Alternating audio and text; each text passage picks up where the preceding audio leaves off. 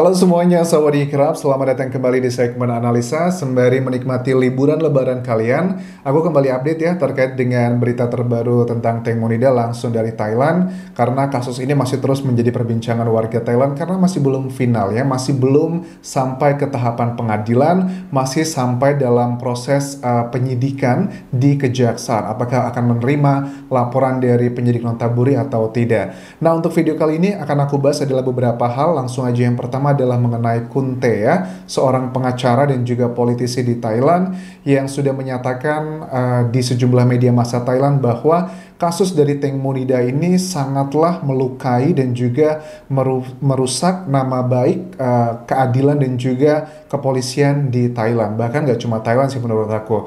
Bahkan kemarin ada sempat sejumlah selebriti dan juga public figure di Thailand menyatakan bahwa gara-gara kasus Teng Monida ini banyak masyarakat yang berpikir bahwa hukum dan juga keadilan di Thailand adalah hal yang sangat langka begitu. Wah, sebenarnya kita nggak boleh terlalu skeptis seperti itu ya. Aku juga tinggal di Thailand ya, tidak bisa dipungkiri ada beberapa hal yang memang tidak sesuai dengan ya keadilan, tapi ini juga terjadi di Indonesia. Agak mirip lah 11-12 sama Indonesia.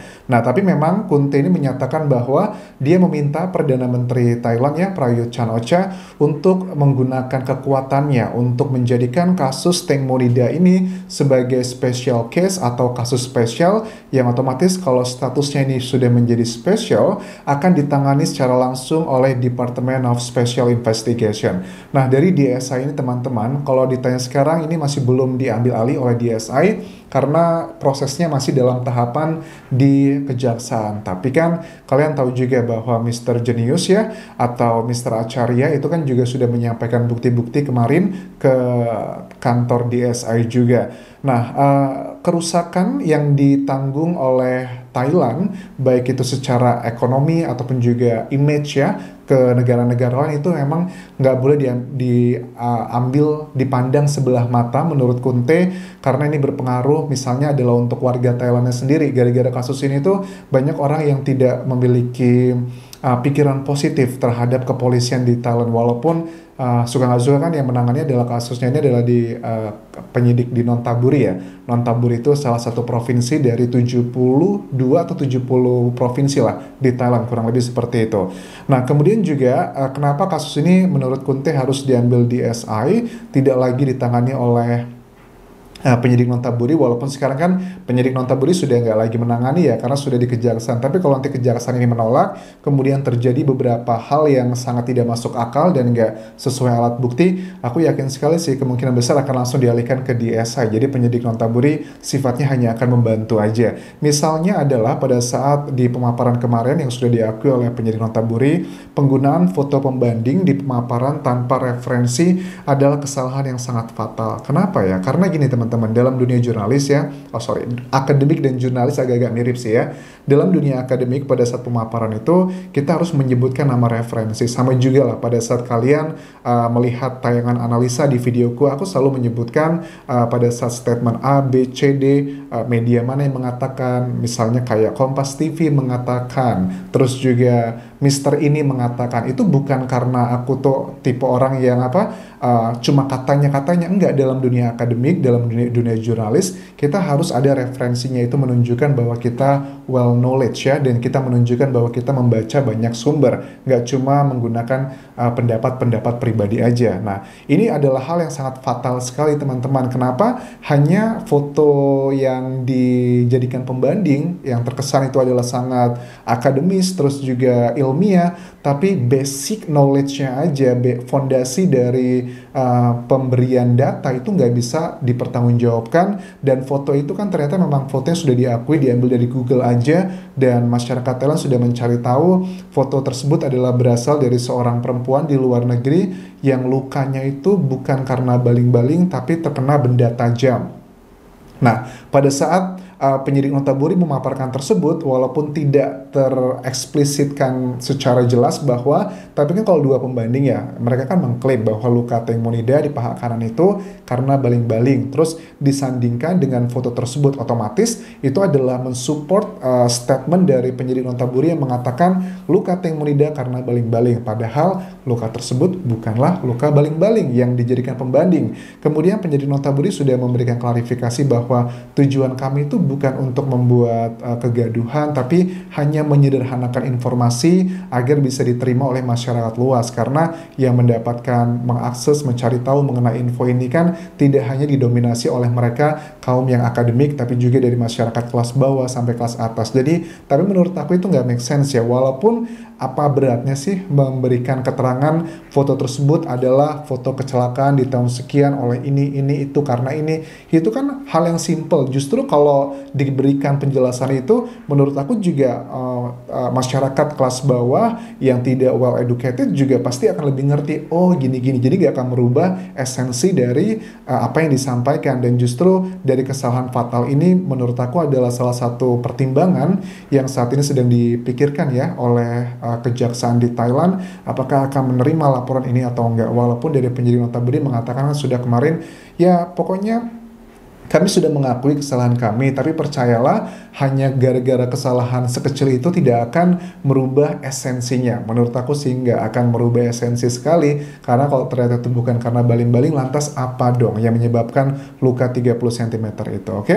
Nah, kemudian Kunte juga mengatakan bahwa ini kayak di Indonesia, no viral, no justice. Lihat aja nih, kalau kita tidak protes kemarin-kemarin itu mengenai foto yang diambil sembarangan tersebut, itu kan pasti tidak akan meminta maaf penyidik Notaburi. Ini baru satu hal, masih ada banyak lainnya yang mereka juga tetap vokal dan sudah ada juga beberapa hal yang diminta maafkan. Ini kan menunjukkan bahwa nggak ada yang sempurna lah ya. Penyidik Notaburi juga butuh kritik, banyak hal juga yang tidak sesuai dengan logika dan juga fakta, makanya ini harus terus dikritik. Makanya juga Kunte mengatakan, ayo harusnya segera diambil kasus ini, dialihkan dari penyidik Notaburi menuju ke DSI, Department of Special Investigation. Ini mirip kayak FBI ya di Amerika.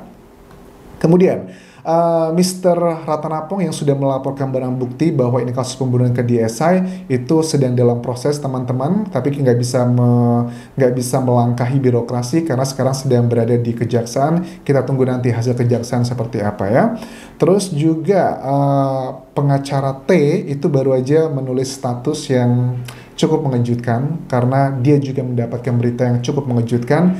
Beritanya adalah dari Itsarin Juta Suksawat atau Gatik yang menuntut Kunte dengan pasal adalah fitnah dan merusak reputasinya. Kenapa Anjas maksudnya seperti ini ya? Karena sepertinya pernyataan dari Sen terbukti lagi. Kan Sen kemarin di tanggal 2 Mei ya, pada saat diperiksa di penyidik Notaburi, Sen kan juga melaporkan ada satu ya public figure di Thailand atau dua gitu tentang pasal fitnah juga. Dia juga mengatakan ke media massa, ini saya melaporkan. Saya nggak tahu apakah Sister Gatik juga akan melaporkan seseorang. Kayaknya dia akan melaporkan seseorang deh, tunggu aja nanti. Ternyata terbukti lagi apa yang dikatakan Sen bahwa memang kemarin ya Itsarin Juta Suksawat sudah melaporkan secara resmi ya ini adalah Kunte tentang perusakan reputasinya dan juga pasal fitnah. Nah, reaksinya dari Kunte, dia menulis di status FB-nya intinya begini, wow, saya dituntut, bukankah dia sahabat dekatnya, harusnya senang dong dibantu dicari kejadian sebenarnya. Pasti ini cuma karena perintah Sira. Jadi Sira adalah sudah menjadi official penasehat dari Gatik yang sudah berbicara di media massa, dan Sira juga adalah seorang anggota politisi parlemen, anggota parlemen di Thailand dan juga masih aktif menjadi politisi. Kunte juga sebenarnya dia adalah politisi juga di Thailand, dan makanya ini sepertinya si Gatik hanya menjadi kayak jembatan, hanya menjadi alat untuk kepentingan dari Sira. Ini adalah pendapat dari si Kunte sendiri, karena yang memberikan menasehati Gatik untuk langkah-langkah terkait dengan kasus ini adalah dari sisi Ra sendiri. Oke, so complicated ya teman-teman, tapi kita berharap apapun hasilnya nanti, mudah-mudahan itu adalah yang terjadi sebenarnya di 24 Februari 2022. Kalau ditanya apakah kasus ini sudah selesai, belum selesai teman-teman ya. Ini dalam tahapan kejaksaan. Oke, apalagi yang bisa aku bahas? Aku rasa itu aja untuk video kali ini. Terima kasih sudah menonton. Dan selamat menikmati libur lebaran bersama keluarga kalian.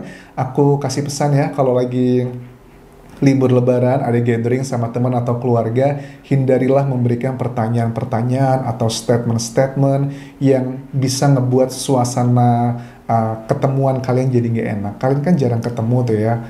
Ini aja kita baru udah 3 kali lebaran, nggak boleh mudik gara-gara COVID. Jadi manfaatkanlah momen ini untuk menciptakan momen-momen indah ya, karena nggak tahu apakah setiap tahun akan pasti ketemu dengan saudara ataupun juga teman-teman lainnya. So gunakan momen ini buat kalian yang bisa liburan, dan buat teman-teman yang nggak bisa mudik sama seperti aku, it's okay, no worry, karena kebahagiaan itu bisa ditemukan dimanapun, dan mudik itu nggak harus juga setiap lebaran, walaupun kalau bisa setiap lebaran sih ya, karena itu salah satu kultur dan juga budaya ya pastinya hanya dimiliki di Indonesia. Oke? Thank you very much for watching. Sampai ketemu lagi di video berikutnya. Tinggalkan like, tinggalkan komen, dan juga follow Instagramku di Anjas di Thailand, karena aku juga sering live di sana. Kita bisa ngobrol dan juga diskusi apapun terkait banyak hal, termasuk kasus Teng Monida.